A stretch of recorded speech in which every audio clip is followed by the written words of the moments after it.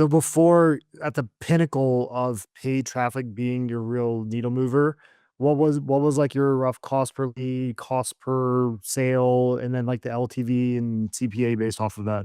Yeah, so the pinnacle of ad spend for us was actually I was running I call it a two-sided offer. So we transitioned from doing virtual assistants to what I called remote integrators, which were essentially like ops people, like tech lead people. And so we were running ads on a low ticket funnel to get the to sell people on becoming a remote integrator. So that was a masterclass.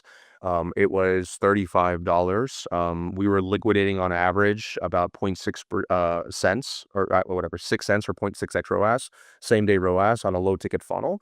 And then we had a 30% booking rate on that. And I think from purchase to close, I think it was about 5 or 6%. And that was a super high volume game. I mean, we were spending $400,000 a month in ad spend on that. We were like really aggressively scaling on YouTube for that.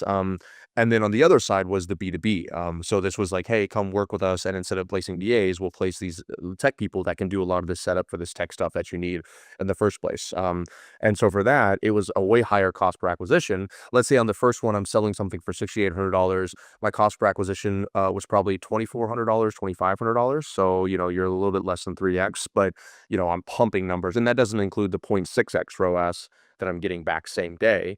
And I'm talking fast because I think that your audience probably knows what I'm talking about Yeah, here. this is all we speak. Yeah. Yeah, exactly. So, and then on the B2B offer, we were selling something between $15,000 and $50,000, and so our CPA was double that, right? It was around the $4,000 mark. Our average cash, Doesn't matter. Doesn't yeah, matter. exactly, because the LTV is so high on that one.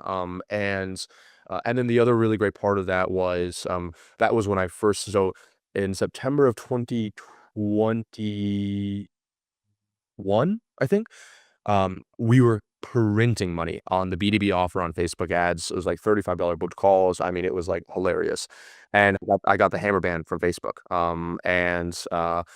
Actually, funny enough, I didn't know anything about bans back then, but apparently if you get a ban and you don't appeal it within 90 days, it's actually a lifetime ban and you can't recover it. So my own personal ad account, my personal Instagram profile, I can never get those approved. Even though we work with Meta people now, they're like, yeah, you just cannot get it. I paid people 20 grand to get it. So I got it banned, and I had built up this huge sales team and this huge setting team that were like waiting for and this client success team. And that was actually what got me creating YouTube videos at that point. Was I was like, okay, I need something to fill this calendar.